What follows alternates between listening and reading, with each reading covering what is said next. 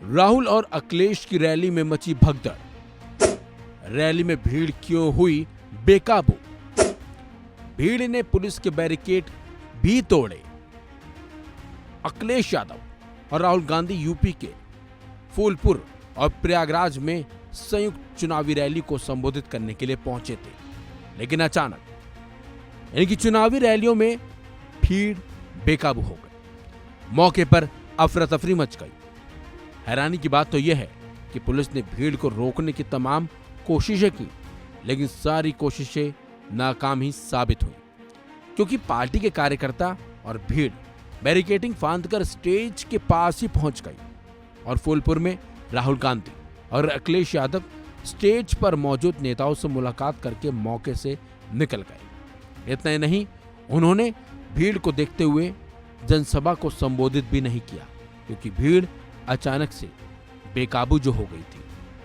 फूलपुर के बाद प्रयागराज में इंडिया ब्लॉक की संयुक्त रैली हुई। यहां राहुल गांधी पहले से ही मंच पर मौजूद थे और थोड़ी देर बाद अखिलेश यादव भी मंच पर पहुंच गए, लेकिन इसके कुछ देर बाद ही ग्राउंड पर मौजूद कार्यकर्ता आगे की तरफ बढ़ने लगे। ऐसा होने पर मंच से कहा भी गया कि कार्यकर्ता संयम रखें, बैरिकेड न तोड़ें, जनसभा को सुचारू रूप से चलने दें, लेकिन कार्यकर्ता है कि माने नहीं और भीड़ बैरिकेडिंग तोड़कर मंच के करीब यहां पर भी पहुंच गई और फिर अफरा तफरी का माहौल मौके पर बन गया। इसके बाद अखिलेश यादव ने मंच से कार्यकर्ताओं को संबोधित करते हुए कहा कि हम लोग अपनी बात आप लोगों के बीच में रखने आए हैं। मैं जानता हूं कि आपका उत्साह बढ़ा हुआ है, ये जोश हमें वोट डालने की तारीख तक बनाए रखना है।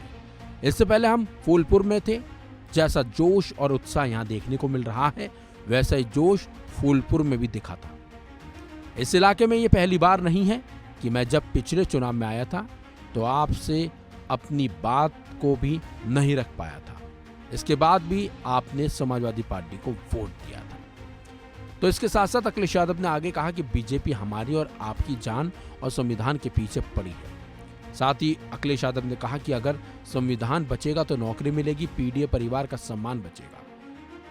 उन्होंने पेपर लीक का जिक्र करते हुए बीजेपी पर हमला बोला और कहा कि अगर इंडिया ब्लॉक सत्ता में आया तो अग्निवीर योजना खत्म कर देंगे। अखिलेश के संबोधन के बाद राहुल गांधी ने जनसभा को संबोधित किया। राहुल गांधी ने कहा कि पीएम मोदी ने 22 लोगों को अरबपति बनाया है, लेकिन हम करोड़ों लोगों को लखपति बनाएंगे। करोड़ों गरीबों की लिस्ट बनेगी। हर गरीब परिवार में से एक महिला का नाम चुना जाएगा।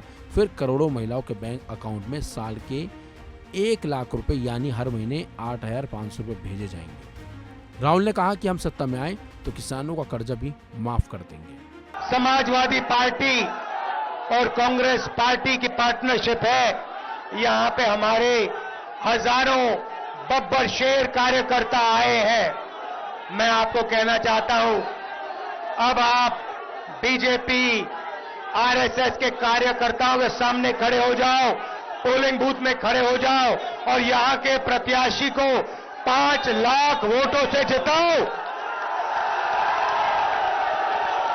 मैं आप सबका दिल से धन्यवाद करता हूं, दिल से धन्यवाद करता हूं। आप इतनी गर्मी में आए, बहुत बहुत धन्यवाद। नमस्कार, जय हिंद।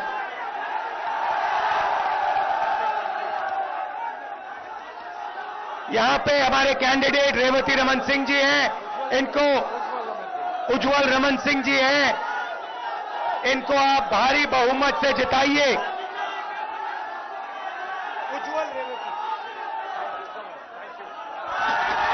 लेकिन बेकाबू भीड़ की वजह से न सिर्फ इन दोनों नेताओं की रैली में भगदड़ मची, बल्कि कई लोगों के घायल होने की भी खबर सामने आई।